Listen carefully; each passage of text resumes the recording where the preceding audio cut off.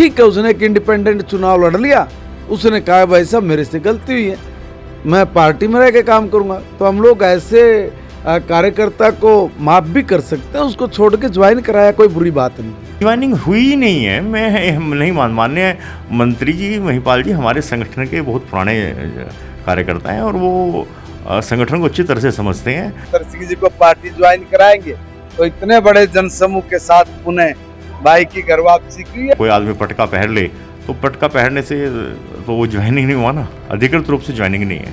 चुनाव के समय थोड़ा सा भटक गए थे, कोई बात नहीं। 6 वर्ष के लिए उसको निष्कासित किया गया था क्योंकि उन्होंने हमारे भारतीय जनता पार्टी के अधिकृत प्रत्याशी अन्नू शर्मा के विरुद्ध उन्होंने अपनी पुत्रवधू को चुनाव में उतारा था। कोई बात नहीं, जिलाध्यक्ष जी को कह देंगे, इसको अधिकृत मान लेंगे। तो शिक्षा मंत्री और पानीपत ग्रामीण से विधायक महिपाल ढांडा और जिला अध्यक्ष दुष्यंत भट्ट एक बार फिर से आमने सामने हो गए और इस बार पार्टी के बागी नेता को ज्वाइन करवाने का ये पूरा मामला है। शिक्षा मंत्री ने निगम चुनाव में पार्टी से बागी होकर अपनी पुत्रवधू को चुनाव लड़वाने वाले वार्ड नंबर 16 के पूर्व पार्षद अतर सिंह रावल को पटका पहनाकर पार्टी में ज्वाइन करवा लिया।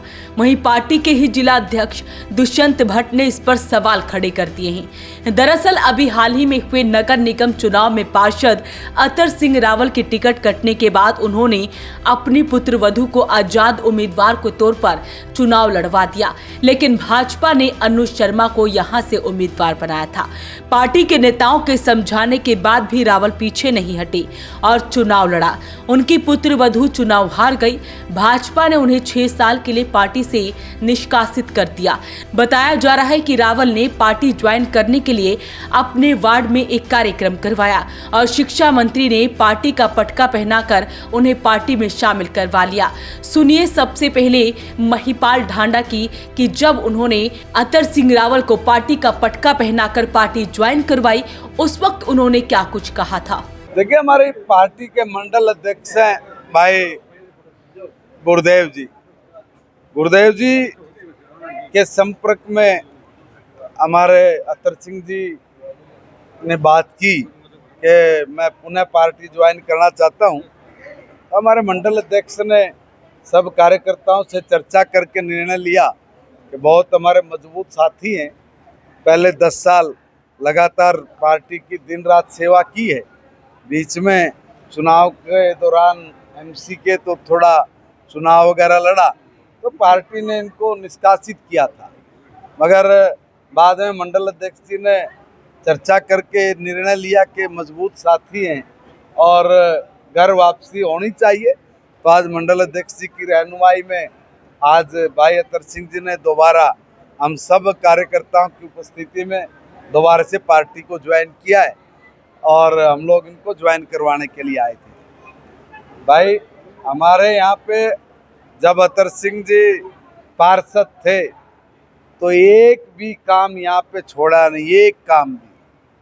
बहुत मजबूती के साथ भाई ने लोगों की सेवा की, हर गली को पक्की करना, हर गली में सीवर, हर गली में नल से जल, हर गली में पोल, हर गली में साफ सफाई, इतना अद्भुत काम। विकास नगर तो पूरा माल टाउन से भी बढ़िया एरिया बना दिया।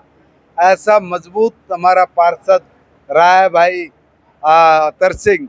आज बड़े सौभाग्य की बात है कि इन्होंने खेद प्रकट किया कि मैंने गलती की, मगर आगे भविष्य में हम लोग अपनी पार्टी अपने सिस्टम से दूर नहीं जाएंगे और हम दोबारा पार्टी में रह के हमने सेवा करनी है।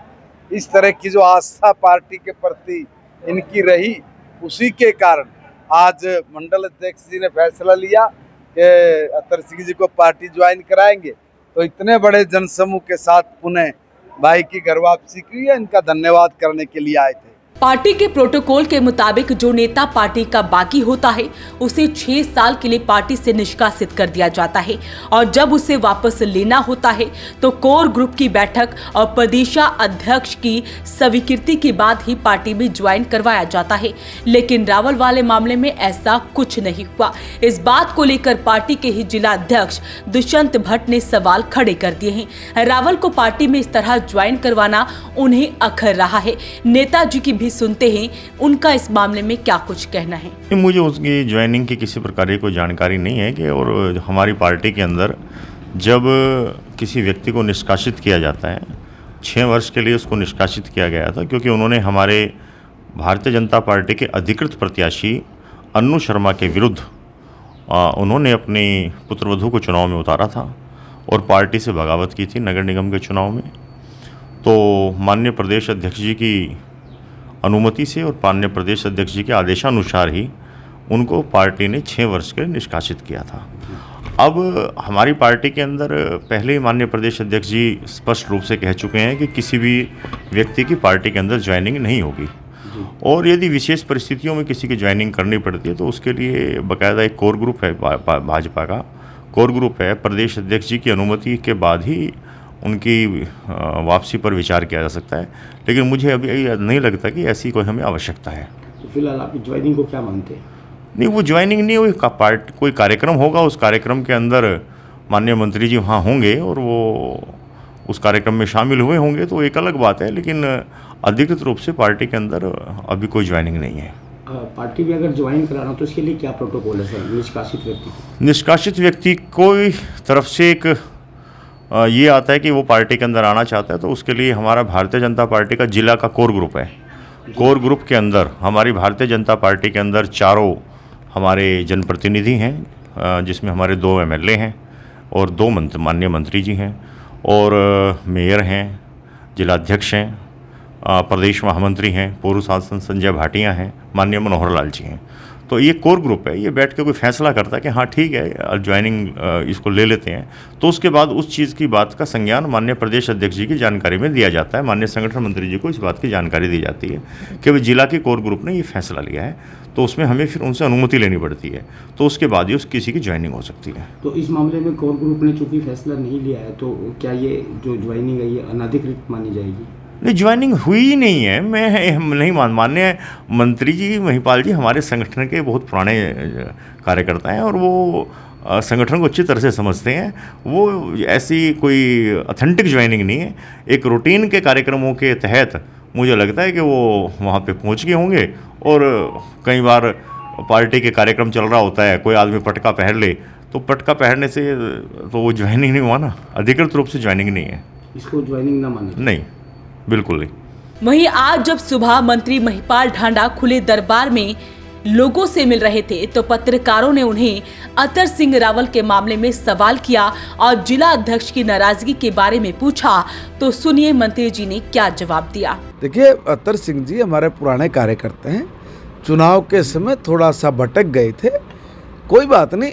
अब एक बात बताइए ना, आप बाकी जगह भी पार्टी के विस्तार के लिए हजारों लोगों को ज्वाइन कराते हो, जो आपका अपना रहा है, कोई किसी दूसरी पार्टी में थोड़ी नहीं गया। ठीक है, उसने एक इंडिपेंडेंट चुनाव लड़ लिया, उसने कहा भाई साहब मेरे से गलती हुई है, मैं पार्टी में रह के काम करूंगा। तो हम लोग ऐसे कार्यकर्ता को माफ भी कर सकते हैं, उसको छोड़ के ज्वाइन कराया कोई बुरी बात नहीं है। जिलाध्यक्ष कहते हैं कि ये नियुक्ति अधिकृत, कोई बात नहीं, जिलाध्यक्ष जी को कह देंगे, इसको अधिकृत मान लेंगे। फिलहाल अब देखना होगा कि इस मामले को लेकर दुष्यंत भट्ट का क्या स्टैंड रहता है और मंत्री महिपाल ढांडा अपने फैसले पर अड़िग रहेंगे। लेकिन इस सारे घटनाक्रम को लेकर एक बात तो साफ हो गई कि पार्टी के बागी नेताओं की पार्टी के ही बड़े नेताओं के साथ सेटिंग होनी चाहिए, ताकि भविष्य में पार्टी दोबारा ज्वाइन करनी हो तो उन्हें कोई दिक्कत ना हो। प्रोटोकॉल बाद में देखा जाएगा।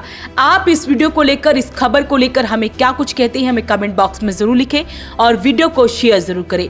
वॉइस ऑफ पानीपत के लिए कुलवंत सिंह की रिपोर्ट।